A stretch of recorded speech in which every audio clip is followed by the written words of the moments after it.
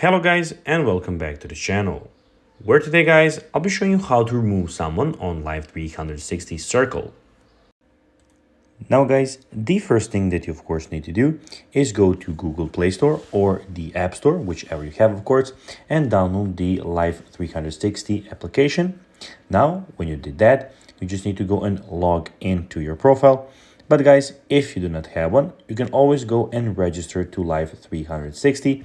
But guys, if you do not know how to do that, you can always go to our YouTube channel where we have plenty of how to Life360 videos where you can see how you can do this.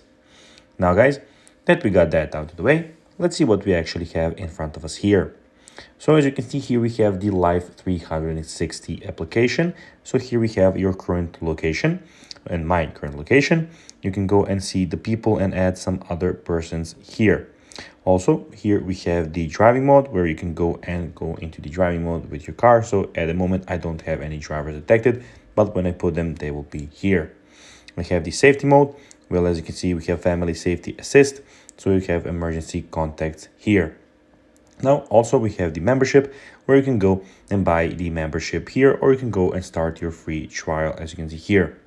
Now, when we go to the location, in the top left corner, we have everything about your profile. As you can see, we have the notifications, flight detection, support, about, and of course, the log out option. Now guys, let's see how you can actually go and remove someone on Life360 Circle. Well, tap on the circle switcher at the top of the screen and select the circle you want to edit. Then tap on the settings in the upper left corner, tap on the circle management, tap on delete circle members, and then tap on the name of the member you want to remove. So guys, that will be everything for this video. I hope that you found this video informative and entertaining. If you did guys, don't forget to like this video, share it, subscribe to the channel, and put the notifications on. And guys, as always, I'll be seeing you in the next video. Bye guys.